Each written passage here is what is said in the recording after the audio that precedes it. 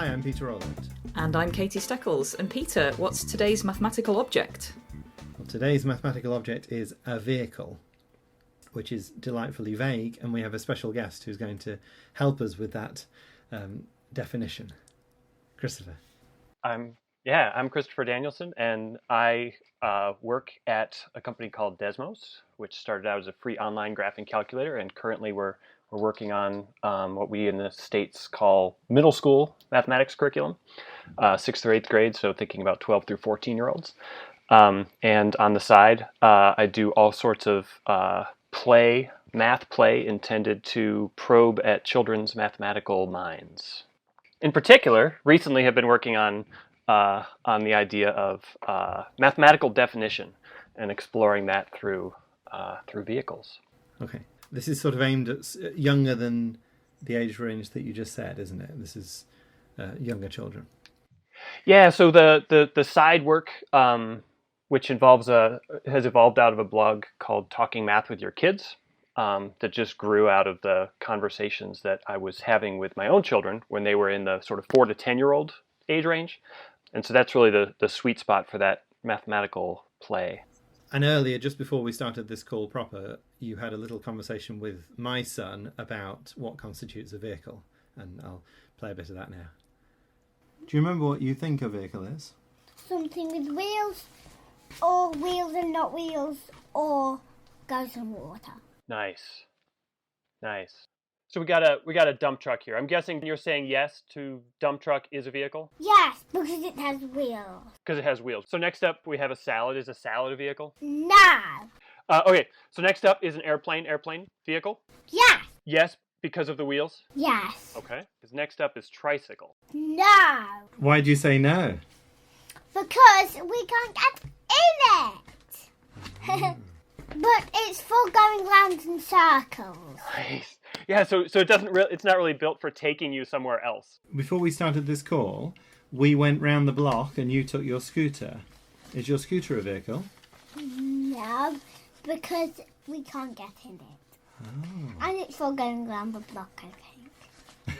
Yeah, so I have by this point had many hundreds of conversations about vehicles with people, and have for me the really interesting space is exploring how people are thinking about vehicles and like watching how that definition evolves over time. And so carefully chosen examples that have proven to expand and challenge those definitions over time. And there are at least a dozen like sub-concepts of vehicles, many of which have already come up here, right? That they have wheels, that you can get into them, they take you other places. Whether they're intended as a toy or as a tool is important, and that often comes up with tricycles. Listen, little man, do you have a tricky one? Yeah. Yes. Is a broken down bus a vehicle? That's a hard one. Yes. Broken down bus. And yeah, so that's a challenging one. That comes towards the end of the book. It's the broken down bus with no wheels. What do you think? It is a vehicle! Because it was once a vehicle. Yeah, lovely. Yeah, there's that. Is it once a vehicle, always a vehicle?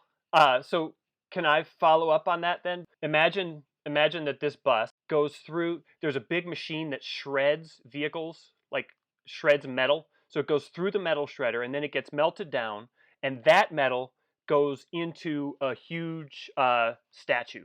Is that statue a vehicle? No. Even though it was once a vehicle? No. Yes, actually. There we go. There we go. The essentialist idea. I love it. Yes. Listen, you enjoy your film? Yes, I will. Bye. Bye. Truly a pleasure, my friend. Along the way, we passed up skateboard, which the really interesting cases for me are often the people who say opposite things to tricycle and skateboard. And they do exist, but it's normally around like where the tricycle, at least for them, has a mechanism that's involved, whereas the skateboard, it's like direct encounter with the ground is where the power comes from. Yeah, we've got path. Elevator is a controversial one. Horse is fun. A lot of people have a no living things clause that they hadn't really articulated, but it's conveyor belt there's a conveyor belt for apples. A lot of people feel like vehicles are for people, not for things. And then we have the boat on a river, which clearly had encountered because he had that long definition at the very beginning was beautiful. It has wheels to take you places. No, it has wheels or sometimes not wheels. Like I think there was like he was thinking I think about the airplane, like the airplane sucks the wheels up for the rest of its flight. So like it doesn't always have to have the wheels exposed. And then or on water, which I thought was a really lovely. So he has quite a good memory, and it's a few weeks now since we did it, but I think his definition there is sort of remembering some of the... Because when I first did it with him, the first thing he said is, I said, what's a vehicle? He said, something we can travel on instead of our feet with wheels. So we went through car, yes, car is fine, aeroplane is fine. Nice. And then I asked him about a boat. He took a boat to mean that it doesn't have to have wheels, and then he went for something we can travel on instead of our feet, and it doesn't matter if it had wheels or not. And I think this might be my main achievement of the year so far, is in a moment of inspiration, I picked him up in the chair he was in and carried him across the garden and put him back down again and said, is this chair a vehicle? Nice. And he wasn't having that. And he said that it wasn't a vehicle because I would get tired. Yeah. Yeah. Whereas a vehicle shouldn't get tired. He says a vehicle never gets tired. Right. So then we went through a whole thing about feet and Imperial walkers in Star Wars and things like that. But that gets you into this thing about then tricycles and skateboards are not vehicles because, and he kept saying yes and no because the person will get tired even though the tricycle never gets tired or the skateboard never gets tired. The person will get tired. And it's somehow it being people powered is important. But then what about a bike, right? So Yeah. A lot of people would say a bike is a vehicle. So could you tell us where Vehicle Chat came from? Yes. I have a friend and colleague online. Her name is Kasia Wedekind. She's an editor at Stenhouse, which is the folks who have published a couple of my books, Which One Doesn't Belong and How Many. And she has a daughter who at the time was 6 years old. And daughter and mom were having an argument about whether an elevator was a vehicle. And so Kasia shared that on Twitter, and that led into some really delightful conversation. Daughter was pro, elevator 100% a vehicle, and mom was con. 100% not a vehicle. Although it was interesting because mom couldn't, although being an editor of math books, mom couldn't quite put her finger on why for her elevator was not a vehicle. So one of my other projects is at the Minnesota State Fair, which is our country's second largest state fair. We have a outdoor exhibit called Math on a Stick. 2 million people come to the Minnesota State Fair every year. Not all of them come to Math on a Stick, but some meaningful fraction of them must. And so we have a bunch of fun stuff to do. There's some tiling stuff. There's some body movement stuff, all with like playful mathematics as the core. And I spend a tremendous amount of time out there over the 12-day run of the fair. And so this last summer was when Kasia was sharing the conversation. We were having fun with it on Twitter, and it occurred to me that it would be fun to put it into a book, and that there is truly, for me, no better testing ground for something like Which One Doesn't Belong or How Many or Vehicles than Math on a Stick, where parents and children are together. They have some time on their hands. They're not expecting to, hurry through, and it's sort of let's just spend the day wandering, and they have some destinations, but the expectation is that there will be experiences they hadn't planned for. So hurried and put together a quick version of Is It or Not Vehicles, what I think of as a more intelligent concept book than is generally available. And so rather than it being a book that says, here's what a vehicle is, here's another vehicle, here's another, every page asks whether the example is in fact a vehicle. And for me, there's a structure to it of something that is easy to say yes to, followed by something that's easy to say no to, followed by increasingly complex edge cases. And so I had the opportunity to have literally hundreds of is it or not vehicle conversations with wide range of people attending the state fair, from young children to adults. And it was just truly delightful, and I learned a tremendous amount about not just how people think about vehicles, but sort of about the nature of how we access or don't access either images or definitions as we're thinking about ideas. Yeah, because it strikes me that this is in a sort of category of book, along with your other two, because how many is a counting book, but it doesn't tell you what to count. You have to sort of decide from the picture, and then which one doesn't belong is this idea where there are 4 things, and one, you have to decide which one's the odd one out and why, but the important thing is that any of them could be. They all have good reasons why.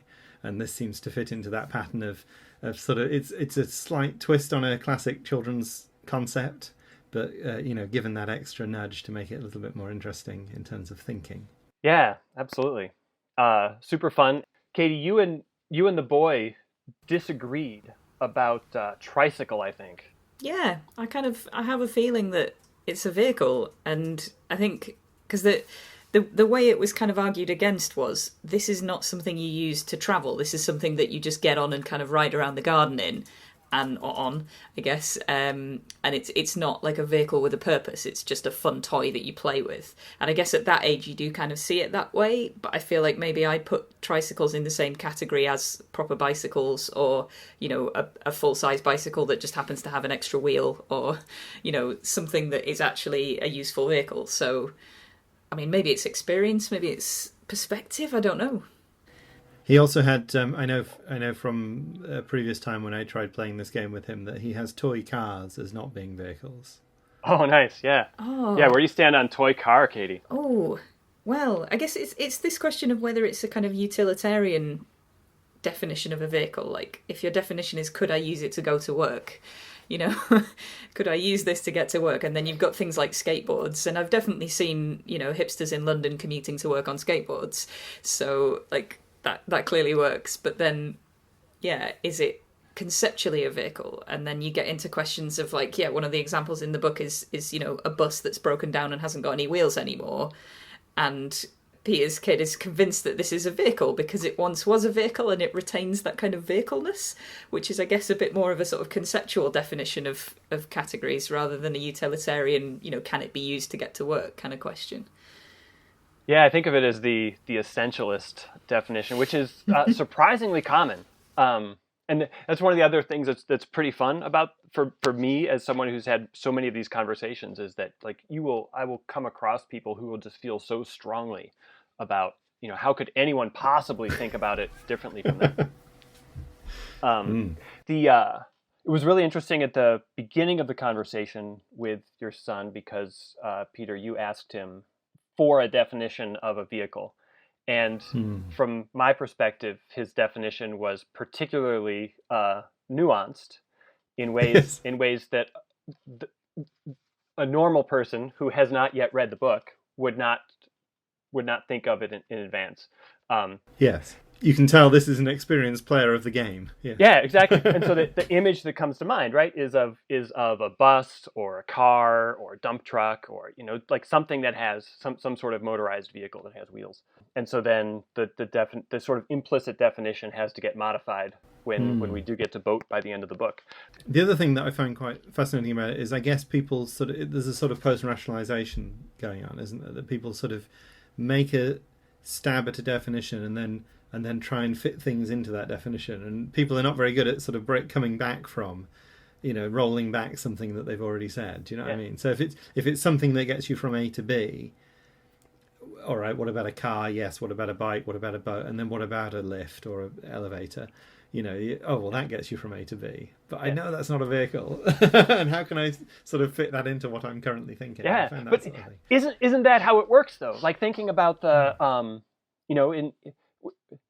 if I've taught calculus, and in calculus we have to define a limit, and the definition that's offered to students of a limit is in no way intuitive. Like, it speaks not in any way to the ways that they think about functions at the start, but instead has all these little, the epsilons and the deltas that were the things that we had to put into place once we had seen the crazy examples.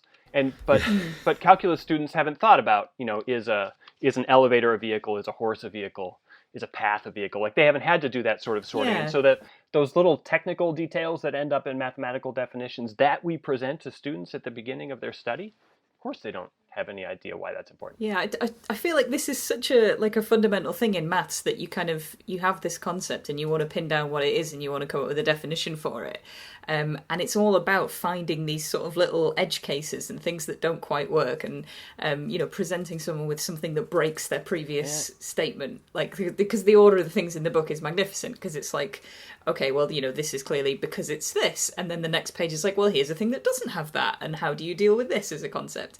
And like quite often in maths, it's about these examples of like, oh, well, is this function continuous? Well, actually, it is a line that kind of you get this stupid counterexample of continuity where it's like a sine wave that gets infinitely like close together, and as you get closer and closer to zero, the length of the line is infinitely long, so it's not continuous because there's not a finite path between these 2 points, and you then have to add in the definition the word finite, because there is technically a path there, but this is not what we call a continuous function. And it's so often the case that, like with prime numbers, this was a thing I was thinking about earlier, why isn't 1 a prime number?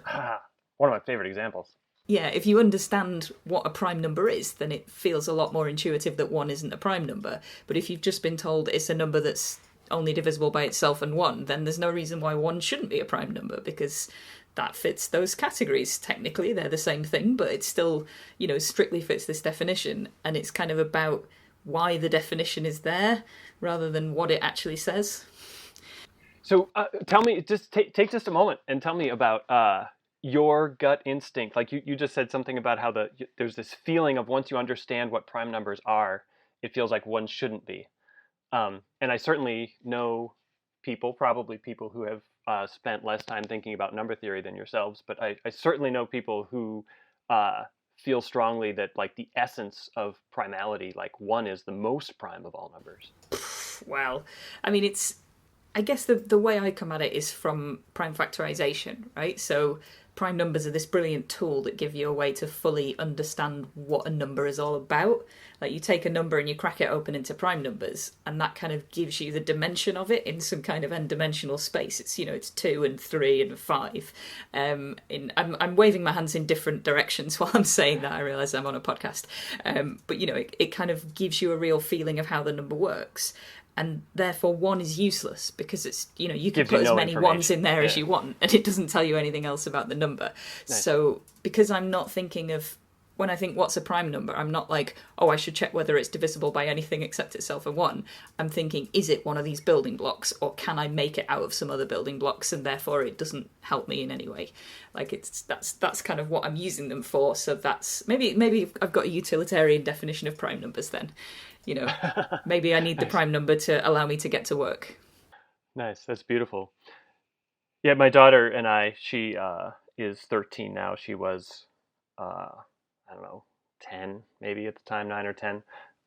We had a big conversation about that. And yeah, her argument was, it's the prime numbers, like to her as a child, that their essence is that they're not divisible by things.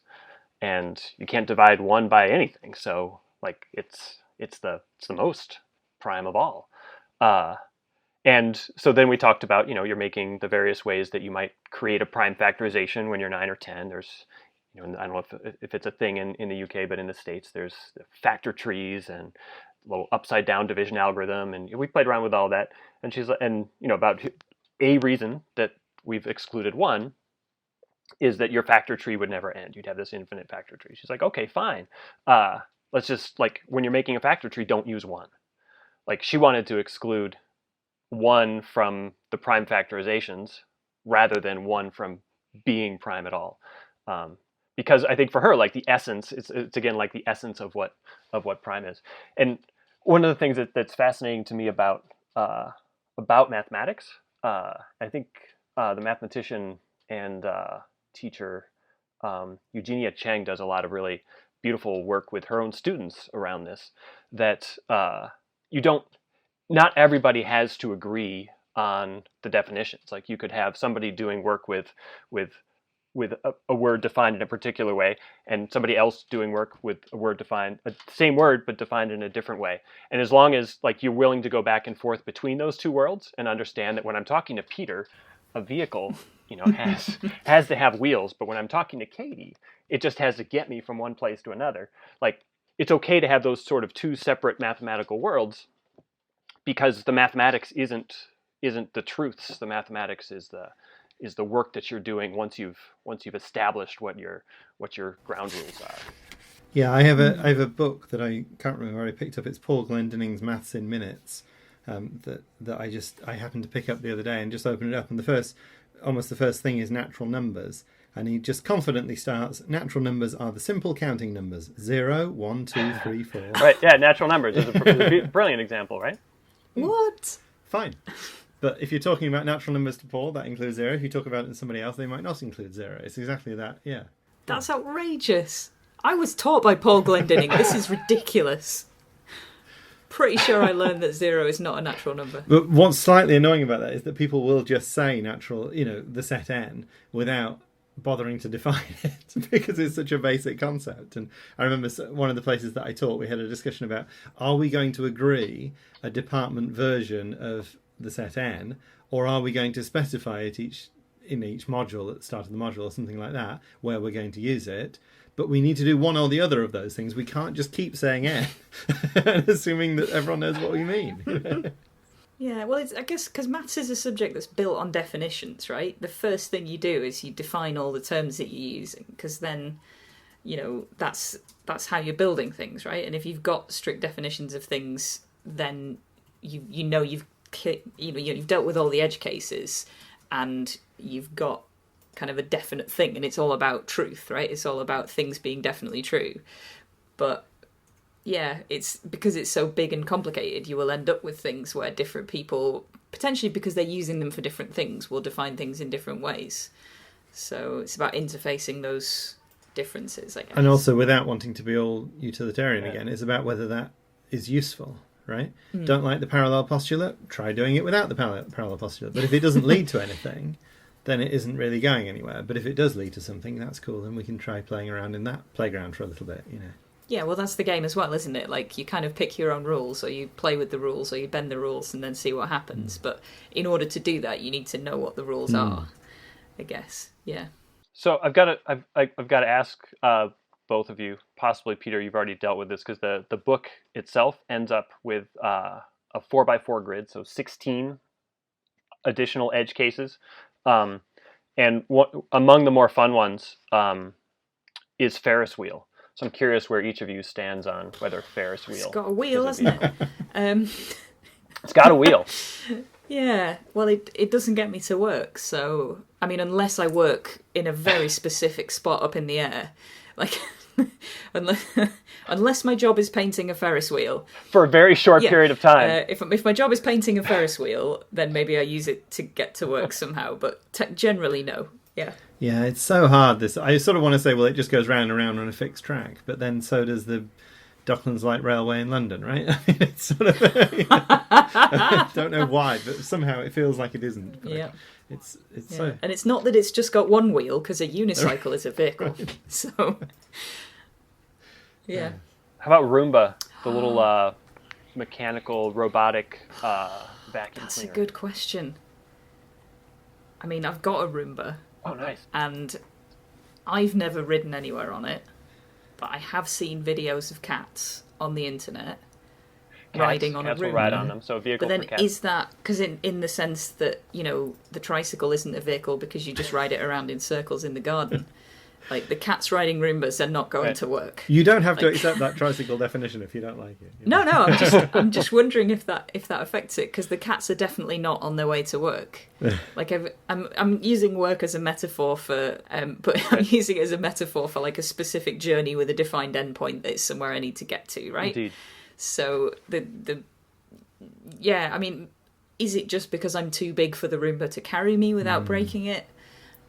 We had an interesting time with the conveyor belt that you have in the book, and my son said, well, it won't transport people, it only transports things. Right, it's a conveyor belt for apples in the book, yeah. Yeah, so I said, all right, what about a goods train? And he sort of said a goods train probably wasn't a vehicle because it didn't transport people, and then I think he sort of regretted saying that. Surely there's a driver in the front of the goods train. Yeah, no, I know, he didn't point that out, but I did, as I was saying, I did think, well, there is so, but not all trains have drivers, right? There are sort of automated. I mean, Yeah, and then Amazon is coming with the delivery drones, right? So is that a vehicle? Yeah. Is that a vehicle? Surely a helicopter is. So how could a drone not be? Yeah. I mean, we were all pretty confident on dump truck, but the main purpose of that is to move goods, right? It does have a driver in the front of it, but, the truck with the big bed on the back, you're not filling it with people unless you're having a weird party. Like, it's full of stuff, right? I don't know. So to round up, could you say a little bit about the... you have this... so you sent this draft of a chapter that's very interesting. I don't know how much you want to talk about that, but the sort of idea of mathematics not being a set of arbitrary definitions, that you're sort of digging beneath the reasons for that. So you have this really nice sentence. It says, school mathematics often teaches the products of mathematics without teaching the discipline. Yeah, I think it's 100% true. There are certainly a lot of really interesting projects and a lot of really interesting people doing work to change that. Like, I don't think of myself as any kind of lone wolf, but certainly as somebody who has learned a tremendous amount from people doing really interesting work. But certainly in the United States, it is 100% true that most children's experiences in what we call K-12 mathematics, so 5 years old through 18, like most kids' experiences are about mathematics being presented as a series of increasingly complicated facts and procedures. And certainly the popular way of thinking about and or critiquing what's happening in classrooms is around how efficiently and memorably those facts and procedures are being taught, rather than being about teaching children mathematics as one of many beautiful ways of inquiry. I mean, sometimes it's helpful to look at another discipline and think about how that's taught. Like if an art class, we're only about looking at works of art and never about being able to get messy. Or if, and this is I'm sure true in art education, if children were told that their paintings didn't really count as paintings because they hadn't followed a particular technique, like that feels very viscerally wrong. Yeah. And I think it's true in mathematics as well, that I was really impressed with my daughter's teacher that she had at the time that we had this conversation about primes, because it felt to me she was arguing one should be prime, and he was saying the definition is one is not prime. She came home, we had this conversation, but he wanted to have a debate. Like the two of them could debate about whether one should be prime, which isn't really how math works, but it felt to me like a really one of the first times that her mathematical mind had been honored. Like here she was presenting a counter argument, and rather than being dismissive of it, was saying, "Oh, this sounds like an interesting conversation to have," and that felt really good, but also I think relatively unique, pretty rare experience for most kids. Yeah. Well, I often say to people that, when you learn maths at school, it does seem to largely be about learning techniques and methods and, being able to find the answer to a particular maths question. And, that's useful, and it's the kind of thing you'd use in your life. And if you go on to study maths at higher levels, it's important that you've got that stuff down. But you don't kind of get to see what a subject it is, like how rich it is and how you get all these beautiful structures that you build up by by defining things and by constructing all of these ideas, which you then get to pick up and play with and use and employ as tools to do other stuff. So, it would be really nice to give people at school a sense of that and how, where maths is going, not just in the sense of, applications of this stuff to cool, industrial stuff or whatever, but a sense of where it's going in terms of this is the clarity of thought, and this is the way of thinking about how something's defined that you will use if you're a mathematician. And that's universally applicable, right? It's that kind of precision of thought that makes you a useful person. Which is where vehicles is so much fun for me, because you get a chance to, that's a very mathematical activity, right? We're refining it, we're throwing counterexamples, edge cases, having to change our definitions as we go, seeing what the consequences of our definitions were. You'll definitely hear people who will say, "Oh, I said yes to tricycle, so I got to say yes to skateboard." But in a context that people don't feel anxious about, and where in the end, like, it doesn't matter. It just doesn't matter. Like, we could do the same thing with shapes, and I have, and there's a lot of fun to be had.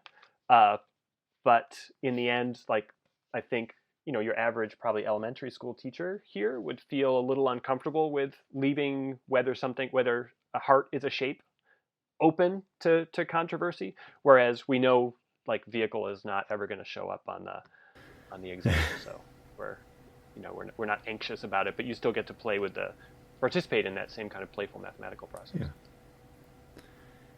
So, Christopher, can you tell us where people can find you online? Yeah, so I have a blog, Talking Math with Your Kids. Just smash those words together and put .com at the end. And I'm also on Twitter, where I am Triangle Man CSD. Unfortunately, Triangle Man was already taken by the time I got to Twitter, and I had no idea how much I was going to use it when I signed up over 10 years ago. So I just jammed my initials on the end, Triangle Man CSD. So I'm on Twitter as @Peter Rowlett. And I'm @Steckles. And the podcast itself is also on Twitter @MathsObjects.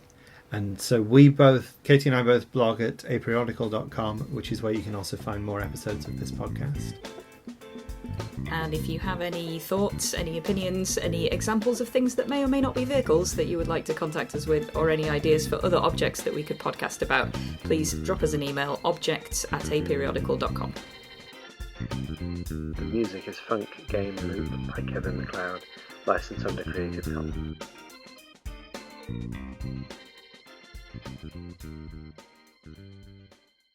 Look, it's rained talking like this. How does the sound go to that? I wish you all the best of luck in editing this mess that we're creating here.